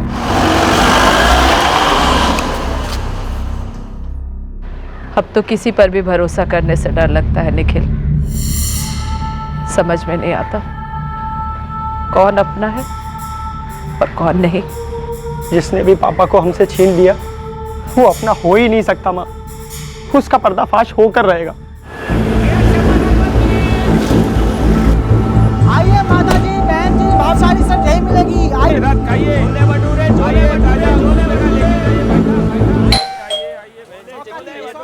जी, गीता है घर पे? पुलिस आई है गीता, क्या बात करनी है पुलिस को तुझसे? मुझे कैसे पता होगा माँ? गीता, तुम किसी मोहित मौर्य नाम के लड़के को जानती हो क्या? नहीं, हम किसी मोहित मौर्य को नहीं जानते। ये है मोहित मौर्य। ये लड़का कौन है गीता? हमें नहीं पता माँ। मैडम, इसे हमने मार्केट में देखा है और एक बार इसने हमारे कॉलेज के बाहर हमें लिफ्ट ऑफर की थी। शायद नाम भी बताया था, मोहित ही होगा। तेरा कुछ चल रहा है इसके साथ गीता? नहीं माँ, ऐसा कुछ भी नहीं है। मैडम, इसने आपसे कुछ और भी कहा है क्या, जब इस तरह से हमारे घर चले आए ऐसे सवाल करने? 5 फरवरी को तुम्हारे घर के बाहर एक शूट आउट हुआ था सुरेश शर्मा का। हमारा कोई लेना देना ही नहीं है, ना उस हत्या से और ना इस लड़के मोहित से। हम तुम पे कोई आरोप नहीं लगा रहे हैं। ये लड़का मोहित मौर्य, इसने कहा है कि ये नीचे मार्केट में तुम्हें देखने आता था, तुमसे बात करना चाहता था। गीता, माँ अब प्लीज चुप रहिए ना। अभी भी मैं चुप रहूं? हाँ, ये लड़का तेरा नाम जानता था, तुझे बाइक पे बिठाने की बात कर रहा था, तू हमें कुछ नहीं बताती। आने दे, तेरे पापा को सब कुछ बताऊंगी मैं। बता देना सब कुछ। हम आपसे कब से कह रहे हैं हम नहीं जानते इस लड़के को। अगर कोई लड़का हमसे सामने से बात कर रहा है, हमें अप्रोच कर रहा है, तो हमें क्या करना चाहिए? जन्म कुंडली निकाल ले अब उसकी। और मैडम, ये ना आपने बिल्कुल ठीक नहीं किया। ऐसे अचानक से हमारे घर तक चले आए आप। अब प्लीज अब जाइए यहाँ से। अरे उसने हमारा नाम लिया तो हम क्या करें माँ? हमारी गलती क्या है इसमें? खामखा एग्जाम के टाइम एक और बकवास टेंशन। हाँ सुशील, बोल, मिल गया पीसीओ? हाँ मैडम, वहीं पर हूँ जिस पीसीओ से मोहित की टिप देने वाली कॉल की गई थी।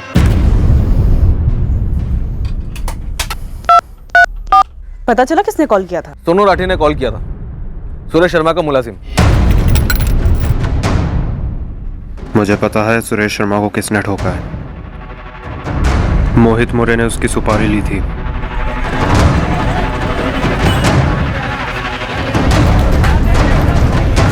सोनू, एक मिनट। हाँ सर। नमस्ते मैडम। क्या बोला था तूने? 5 फरवरी को जब बिजली गई थी तो कहाँ था? बताए तो थे मैडम आपको, घर ही गए थे हम। तू चल थाने, तुझे मैं बताती हूँ तू कहाँ था। मैडम वो दुकान पर ग्राहक है, नुकसान होगा दुकान का। नुकसान तो तेरा हो जाएगा, नहीं चलेगा। अरे मैडम, मैडम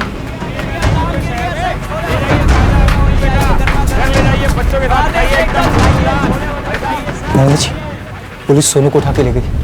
चंदन, एक बात बता, तू बड़ा उत्तेजित हो रहा है इस मर्डर को लेके? देख रहा हूँ जब से सुरेश जी का मर्डर हुआ है तू अलग दुनिया में। नंदा जी, ऐसी बात नहीं है। मैं तो बस ये सोच रहा था कि कहीं सोनू का तो हाथ नहीं था शर्मा जी के मर्डर के पीछे। मैडम, हम सच कह रहे हैं, हम उस रात को घर पर ही गए थे। हाँ, तो मैंने कब मना किया?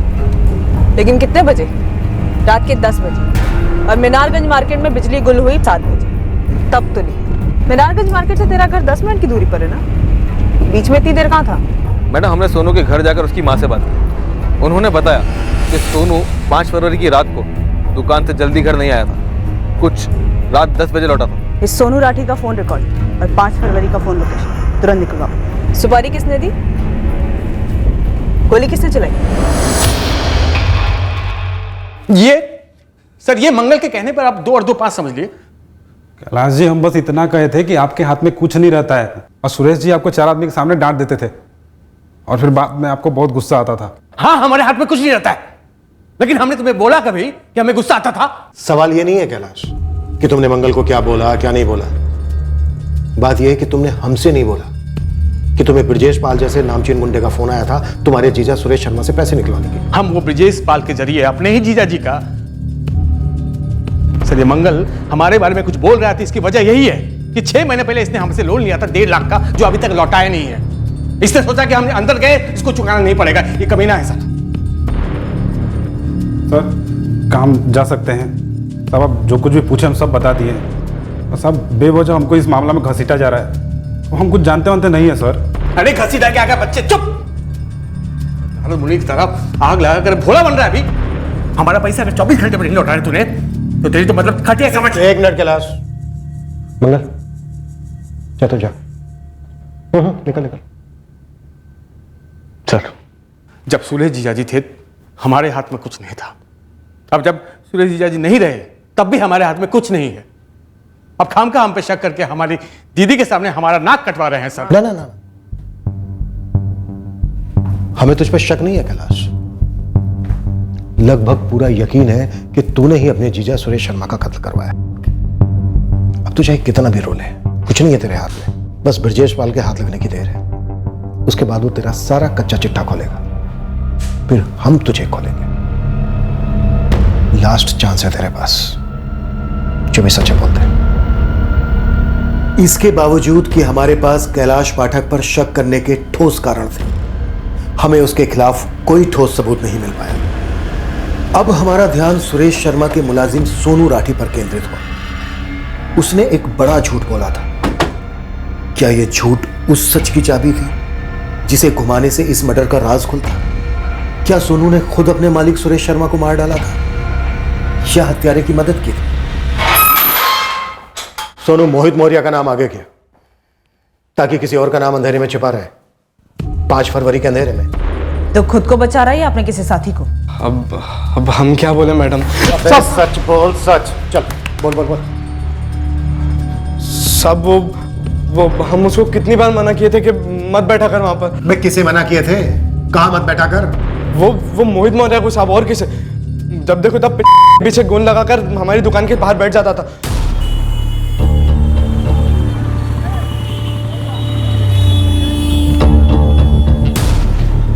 ओ भाई, हिंदी समझ नहीं आती है तुमको? दादागिरी नहीं समझ में आती मुझे।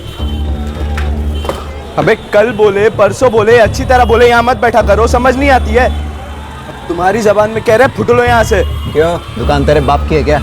बाप पे जाएगा? रुक, तुझे तेरी नानी याद नहीं दिलाई ना तो हमारा नाम भी सोनू नहीं। अरे सुरेश जी जरा देखिए इस लौंडे को।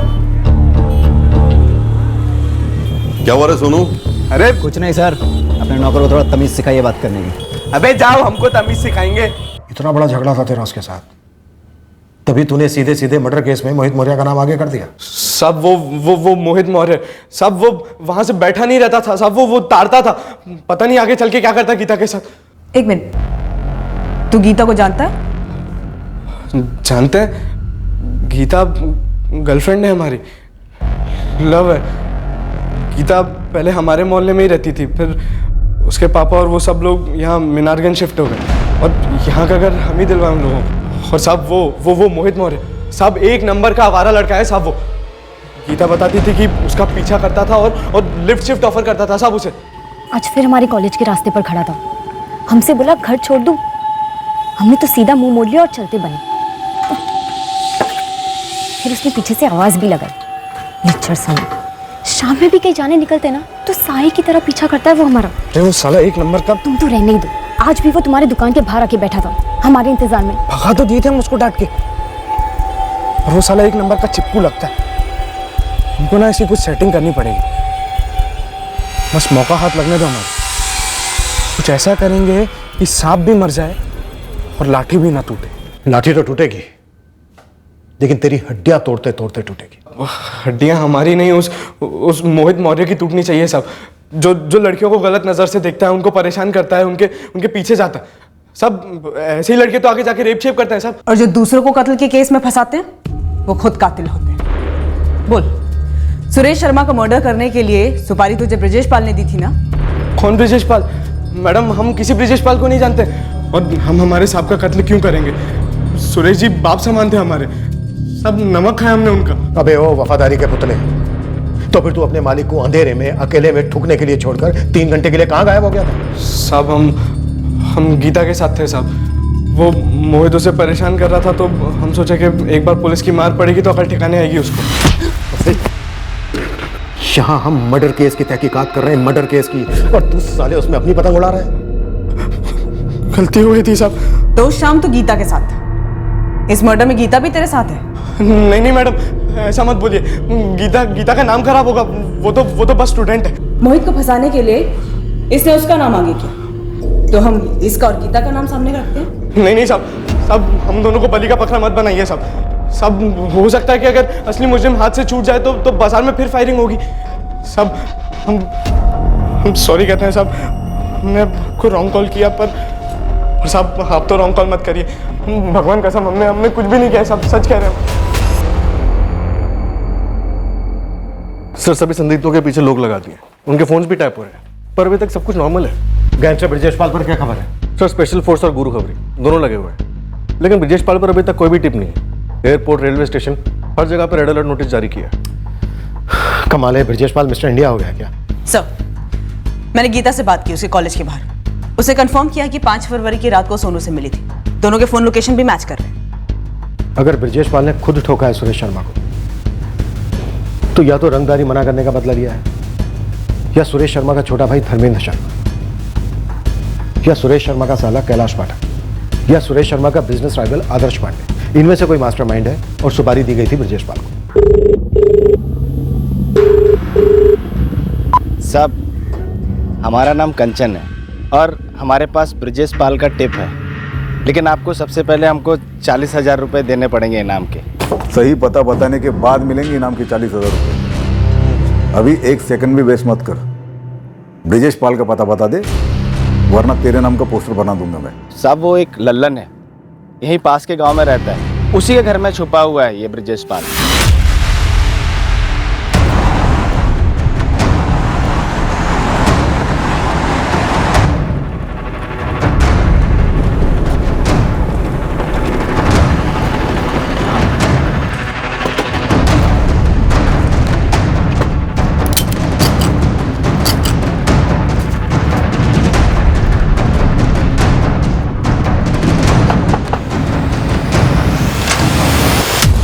नहीं साहब, ठोको मत साहब।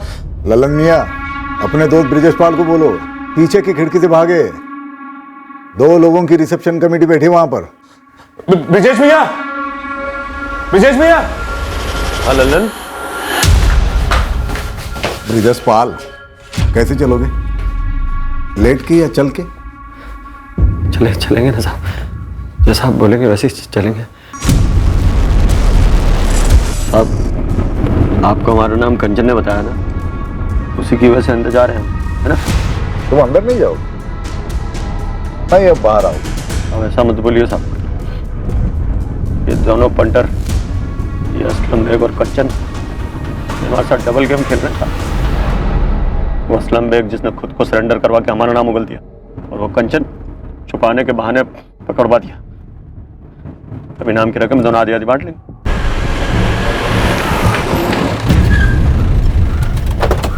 ये लो विक्रम, आ गया तुम्हारा पार्सल, सेम डे डिलीवरी। आजा भाई आजा। त्रिपाठी डालो गाड़ी में। दिनेश, अभी के लिए हम इसे अरेस्ट नहीं दिखाने वाले हैं, बाद में देखते हैं जरूरत पड़ती है तो।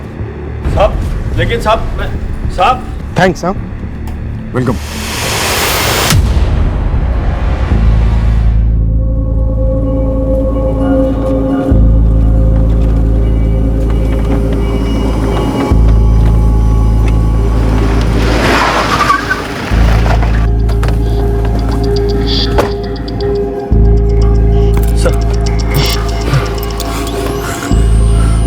त्रिपाठी, बाइक का बंदोबस्त कर फटाफट।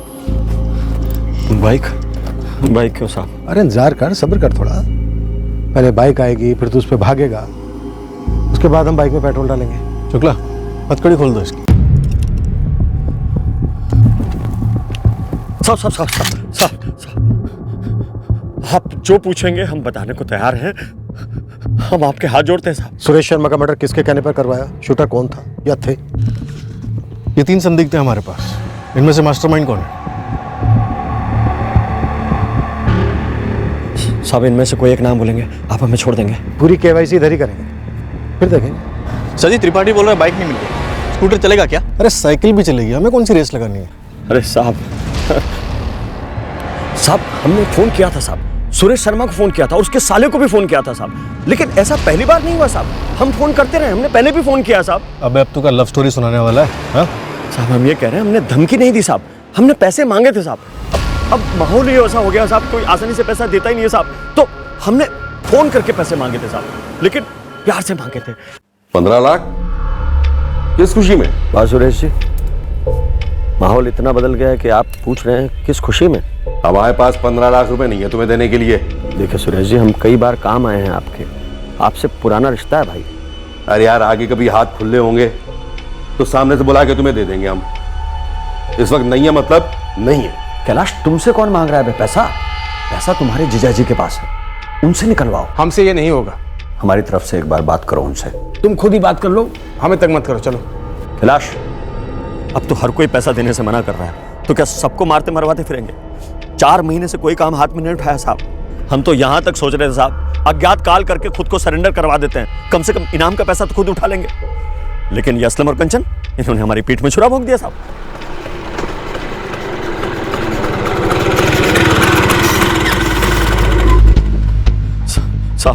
साहब, हम सच कह रहे हैं साहब, हमें किसी ने सुरेश शर्मा के मर्डर की सुपारी नहीं दी साहब, नहीं हमने खुद से उसे मारा है साहब। और आप सोचिए हमें क्या मिलता मर्डर करके साहब। हमने ऐसे मर्डर किया होता, हमने सुपारी ली होती तो इतनी आसानी से गोभी के फूल की तरह आपके हाथ लग जाते हम। अजय, ये इतना अच्छा बच्चा है, इसने कुछ नहीं किया, फिर तो हमारे किसी काम का नहीं है। फिर तो इसे अरेस्ट करने का भी कोई मतलब नहीं बनता सर। वैसे भी स्कूटर आई है। चलो भाई, बैठा बैठा। एक मिनट छोड़ो साहब, आप हमको वो गन बता दो, कौन सी गन इस्तेमाल हुई है सुरेश शर्मा के मर्डर में। हम आपको बता देंगे शूटर ने वो गन कहां से खरीदी होगी। अच्छा, तो ये पता है तुझे? .33 बोर की गन इस्तेमाल हुई थी क्या? तुझे ये भी मालूम है? नहीं साहब, खाली हमको इतना पता है कि .33 बोर की गन हाल ही में 1 फरवरी को बेची गई है। किसे बेची, किसने बेची? रवि ने बेची थी साहब। किसको बेची थी नहीं मालूम। रवि बंसल, वो गन सप्लायर? जी हाँ साहब। सर, इस रवि की भी अच्छी खासी हिस्ट्री है इसकी तरह। रवि बंसल ने किसको गन बेची थी? साहब ये हमको नहीं पता साहब, ये रवि बंसल को भी नहीं पता साहब कि खरीदने वाला कौन था, लेकिन किसके कहने से रवि बंसल ने वो गन बेची थी ये उसने हमको बताया था साहब। क्या बताया साला? अभी इतना महीना के सूखा के बाद कल जाके थोड़ा सा कमाई हो, जानते हो? कहाँ से भाई? हमारे लिए भी कुछ है क्या उसमें? खरीदने वाला कौन था यार? हम तो आदमी का नाम तक नहीं पूछे।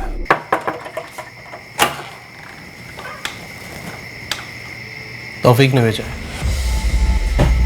वो 1.33 बोर की गन और 6 गोलियां चाहिए। और तौफीक कहाँ है अभी? गधे की शादी में गया।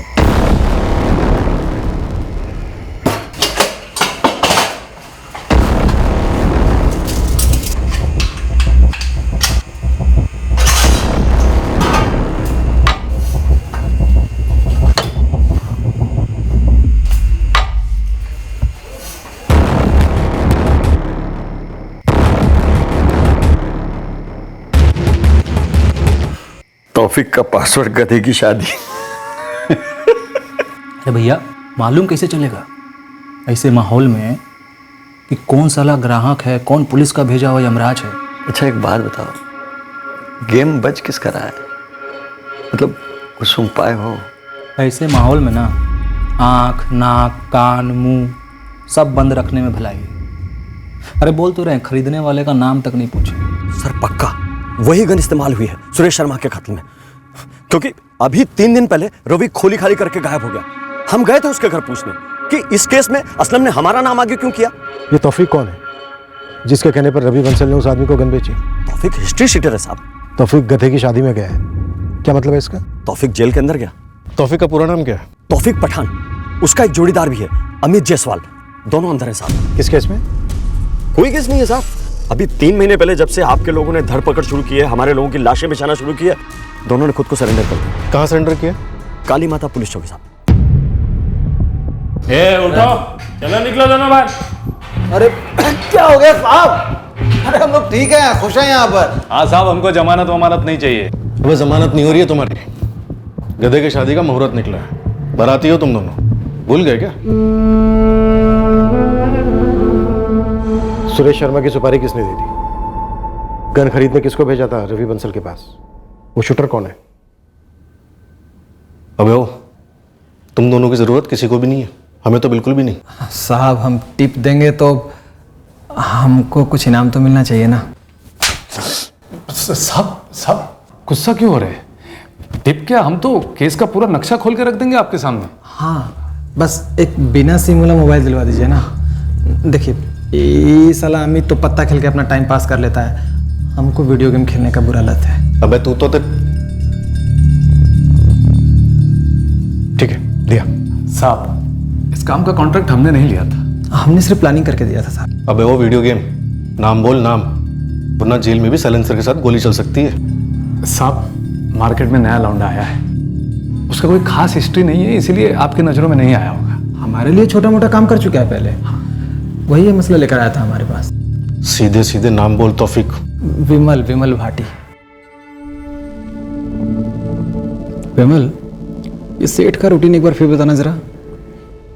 सिंहपुर अपने घर से निकला, सुरेश शर्मा अपनी फैक्ट्री गया, नॉर्थ एंट्रेंस पर, और इसके बाद वहाँ से राधे श्याम चौक वाली दुकान पर, और फिर दोपहर में आउटर सिटी अपने रियल एस्टेट के ऑफिस में, और वापस शाम में मीनारगंज की दुकान पर। राधे श्याम चौक कैंसिल, क्योंकि वो पॉश एरिया और वहाँ हर जगह सीसीटीवी कैमरा गिद्ध की तरह मंडराते रहते हैं। सुरेश शर्मा के प्रॉपर्टी वाले ऑफिस के बाहर भी सीसीटीवी कैमरा है। मेरे ख्याल से मीनारगंज ही सही रहेगा। हमने एक बार वहाँ का मुआयना किया, हमें कोई सीसीटीवी दिखी नहीं अभी तक। वहीं ठोक दे, भीड़ भी बहुत होती है और खिसकना भी आसान है। दुकान में एक और बंदा है, उसका हेल्पर।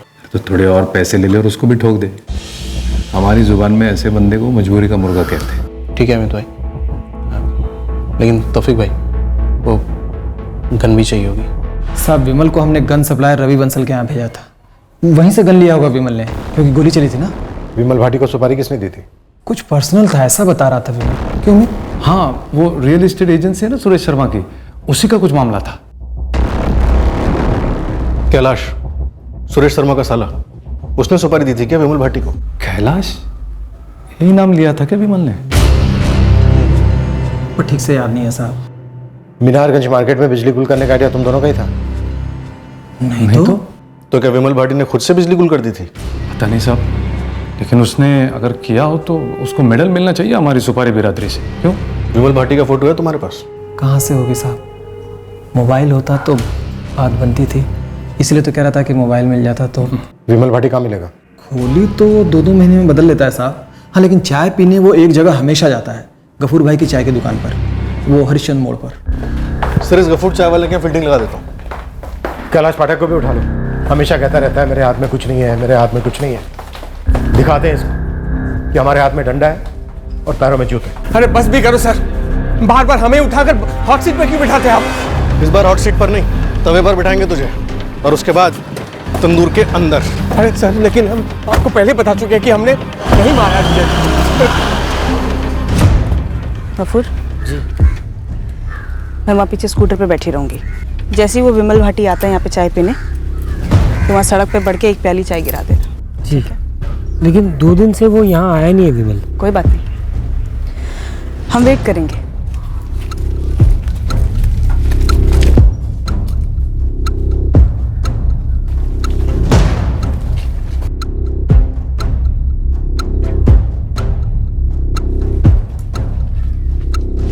एक तो हमने ये विमल भाटी का नाम पहली बार सुना है, और ये जो 2 कैदियों के नाम आपने बताए, तो तौफीक और जो भी, उनको भी हम नहीं जानते सर। रवि बंसल को भी नहीं जानता? सवाल ही नहीं है सर, हम सिर्फ इतना जानते कि वो जीजा जी का भाई धर्मेंद्र शर्मा, उसकी जबरदस्त चाल है हमें फंसाने की, और आप फंस रहे हैं उसके झूठ के जाल में सर। इसलिए आपको हर जगह हमारा ही नाम मिल रहा है सर। हमारे हाथ में तो कुछ नहीं है सर। पहले हमें ब्रजेश पाल की तलाश थी, अब हमें विमल भाटी की तलाश है। वही बताएगा तेरे हाथ में क्या है, तेरे हाथ में क्या नहीं है। कौन विमल सर? क्या बोल रहे सर आप? हमारी बात तो सुनिए सर। बराती की खातिरदारी करना, इसे इतना खिलाना कि ये उल्टी कर दे विमल भाटी का ठिकाना। गलत कर रहे हैं आप, गलत कर रहे हैं सर। आप सर बहुत भारी गलती कर रहे हैं सर, हम निर्दोष हैं बोल रहे हैं सर। 2 दिन 2 रातें हर सख्त पैंतरा अपनाया हमने, फिर भी कैलाश पाठक अपने बेगुनाह होने की दुहाई देता रहा।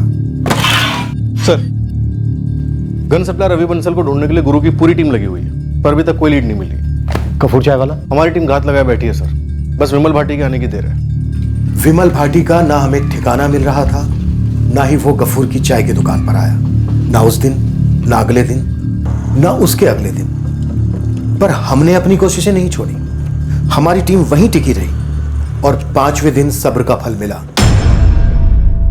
विमल भाटी।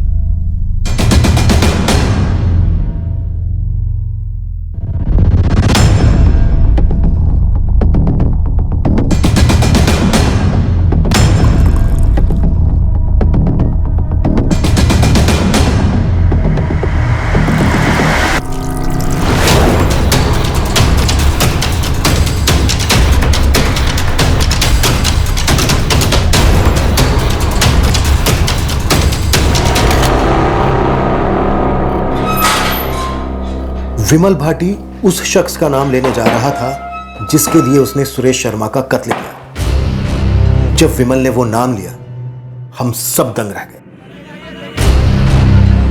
जो शख्स सुरेश शर्मा की हत्या करवाना चाहता था, उसने पूरी साजिश बारीकी से रची थी। उसने विमल भाटी के साथ पूरे मीनारगंज मार्केट का 3-4 दिन मुआयना भी किया था। कत्ल की रात को पूरे मीनारगंज मार्केट में बिजली जाना महज एक इत्तेफाक था। इतना याद रखना, गोली चलते ही बाउट टर्न मार के निकलना है। चेक करने की जरूरत नहीं कि जिंदा है मर गया। इतना लोहा दागेंगे कि बचेगा नहीं।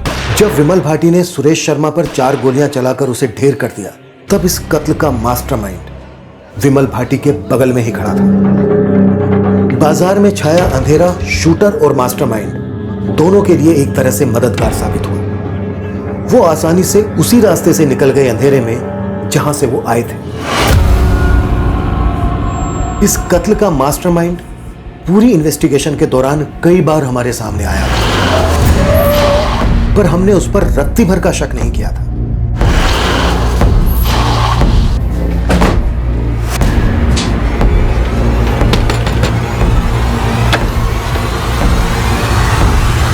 अब क्या चाहिए सर? तेरा दोस्त विमल भाटी तुझे याद कर रहा है। चल मिलवाए तुझे, ले चलो। अरे साहब क्या हुआ? साहब मेरे बेटे को छोड़ दो साहब। ऐसा भी नहीं था कि इस कत्ल की वजह हमारे कानों पर नहीं पड़ी थी। वजह कैलाश पाठक ने बातों बातों में बता दी थी कि 6 महीने पहले इसने हमसे लोन लिया था 1.5 लाख का, जो अभी तक लौटाया नहीं है।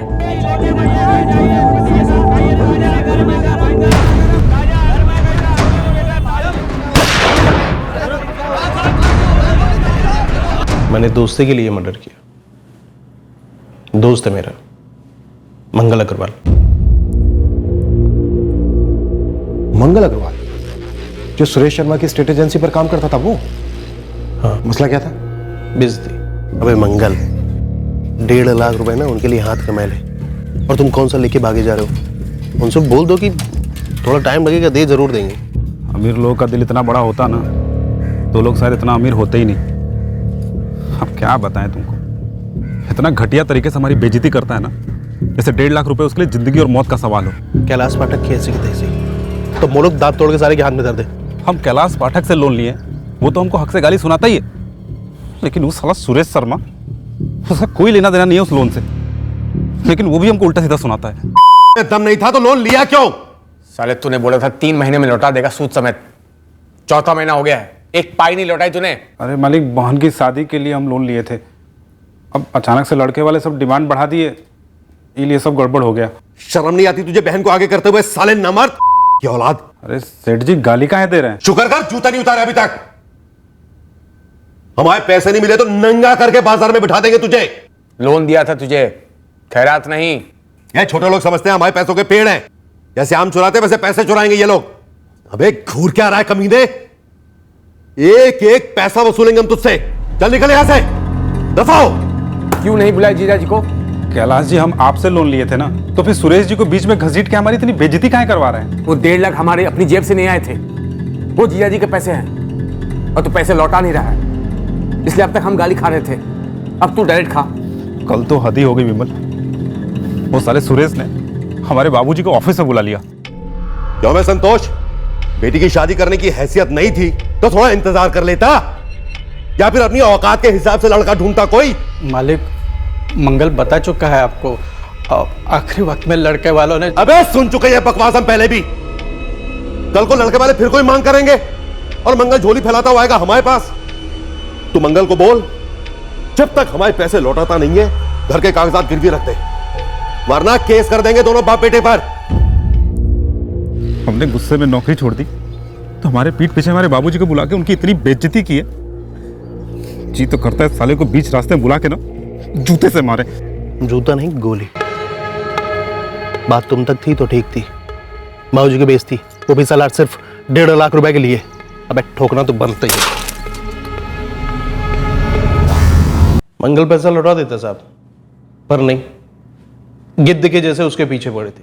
1-1 लाख रुपए के 2-2 मोबाइल लेकर चलते हैं, 10-10 हजार रुपए का बिल पड़ता था होटलों में बिना डकारे, और सिर्फ 1.5 लाख रुपए के लिए उनकी जान निकली जा रही थी। तो हमने भी जान निकाल ली साले की। उनसे बेहतर हैं हम, सच बता रहे हैं आपको। गन और गोली का पैसा ना अपनी जेब से भरा है। मंगल अग्रवाल ने अपना जुर्म कबूल किया। उसी ने विमल भाटी के साथ मिलकर सुरेश शर्मा की हत्या की साजिश रची थी। सुरेश शर्मा की हत्या क्यों हुई यह जानकर उनके परिवार को काफी शौक लगा। जो 1.5 लाख रुपए आने बाकी थे, उन पैसों के बिना उनकी जिंदगी में कोई फर्क नहीं पड़ रहा था। पर सुरेश शर्मा की जान जाने से जो उन्होंने खोया, उसकी कोई कीमत नहीं लगाई जा सकती।